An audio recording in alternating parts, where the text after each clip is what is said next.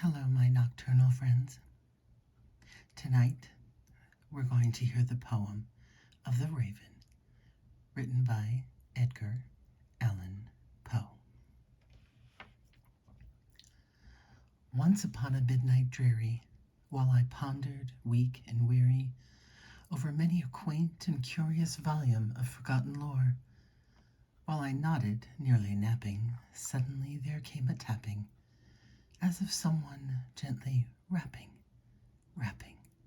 at my chamber door. "'Tis some visitor," I muttered, tapping at my chamber door. Only this, and nothing more.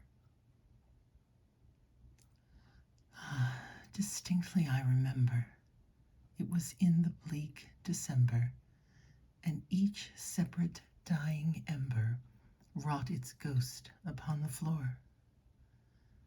Eagerly I wished the morrow.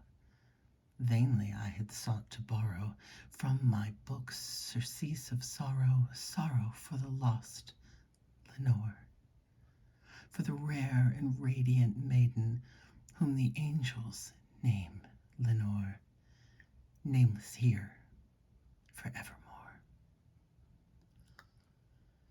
And the silken, sad, uncertain rustling of each purple curtain thrilled me, filled me with fantastic terrors never felt before. So that now, to still the beating of my heart, I stood repeating, "'Tis some visitor entreating entrance at my chamber door." Some late visitor entreating entrance at my chamber door. This it is, and nothing more. Presently my soul grew stronger, hesitating then no longer. "Sir," said I, "or madam, truly your forgiveness I implore. But the fact is, I was napping, and so gently you came rapping, and so faintly you came tapping at my chamber door, that I scarce was sure I heard you. Here I opened wide the door. Darkness there, and nothing more." Deep into the darkness peering, long I stood there wondering, fearing, doubting, dreaming dreams no mortal ever dared to dream before. But the silence was unbroken, and the darkness gave no token, and the only word there spoken was the whispered word, "Lenore." This I whispered, and an echo murmured back the word, "Lenore." Merely this, and nothing more. Back into the chamber turning, all my soul within me burning, soon I heard again a tapping, somewhat louder than before. "Surely," said I, "surely that is something at my window lattice. Let me see, then, what there is, and this mystery explore. Let my heart be still a moment, and this mystery explore. 'Tis the wind, and nothing more. Open here." I flung the shutter, when, with many a flirt and flutter, in there stepped a stately raven of the saintly days of yore. Not the least obeisance made he, not an instant stopped or stayed he, but with mine lord or lady perched above my chamber door, perched upon a bust of Pallas just above my chamber door, perched and sat, and nothing more. Then this ebony bird beguiling my sad fancy into smiling, by the grave and stern decorum of the countenance it wore, Though thy crest be shorn and shaven, thou, I said, art sure no craven, ghastly grim, an ancient raven wandering from the nightly shore. Tell me what thy lordly name is on the night's Plutonian shore. Quoth the raven, nevermore.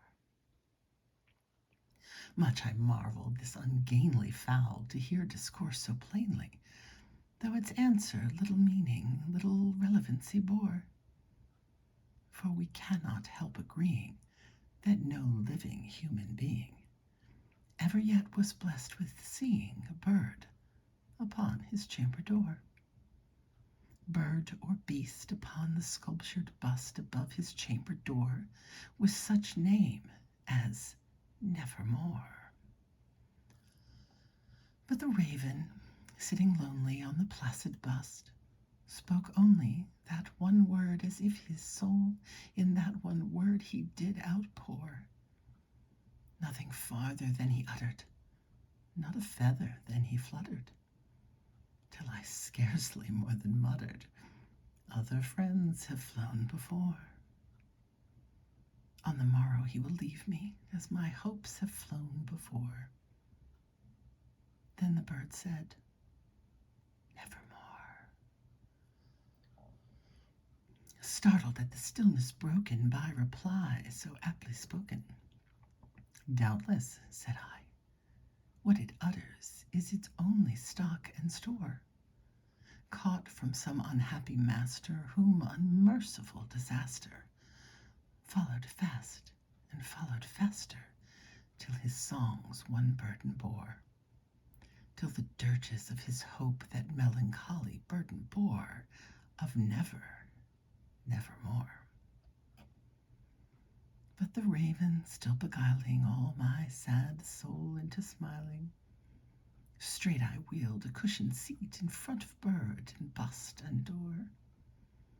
Then upon the velvet sinking, I betook myself to linking fancy unto fancy, thinking what this ominous bird of yore, what this grim, ungainly, ghastly, gaunt, and ominous bird of yore meant in croaking nevermore.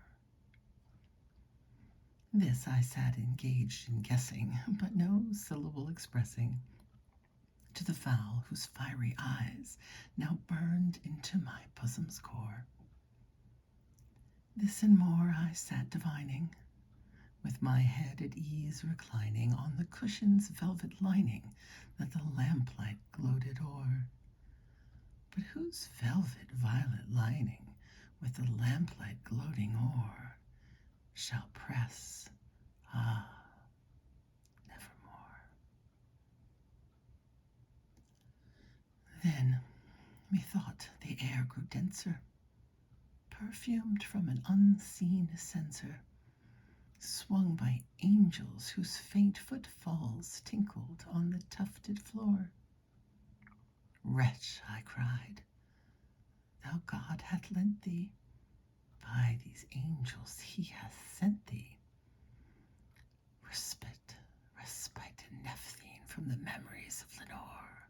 Quaff, oh quaff this kind of Nephthyn, and forget this lost Lenore. Quoth the raven, nevermore. Prophet, said I, thing of evil, prophet still if bird or devil, whether tempter sent or whether tempest tossed thee here ashore. Desolate, yet all undaunted, on this desert land enchanted, on this home by horror haunted, tell me truly, I implore, is there balm in Gilead? Tell me, I implore. Quoth the raven, nevermore. Prophet, said I, thing of evil, prophet still if bird or devil, by the heaven that bends above us, by that God we both adore. Tell this soul with sorrow laden, if within the distant Hayden, it shall clasp a sainted maiden, whom the angels name Lenore. Clasp a rare and radiant maiden, whom the angels name Lenore. Quoth the raven, nevermore. Be that word our sign of parting, bird or fiend, I shrieked, upstarting. Get thee back into the tempest and the night's Plutonian shore. Leave no black plume as a token of that lie thy soul hath spoken. Leave my loneliness unbroken. Quit the bust above my door. Take thy beak from out my heart, and take thy form from off my door. Quoth the raven, nevermore. And the raven, never flitting, still sitting, still is sitting, on the pallid bust of Pallas just above my chamber door. And his eyes have all the seeming of a demon's that is dreaming, and the lamplight o'er him streaming throws his shadow on the floor. And my soul from out that shadow that lies floating on the floor shall be lifted nevermore.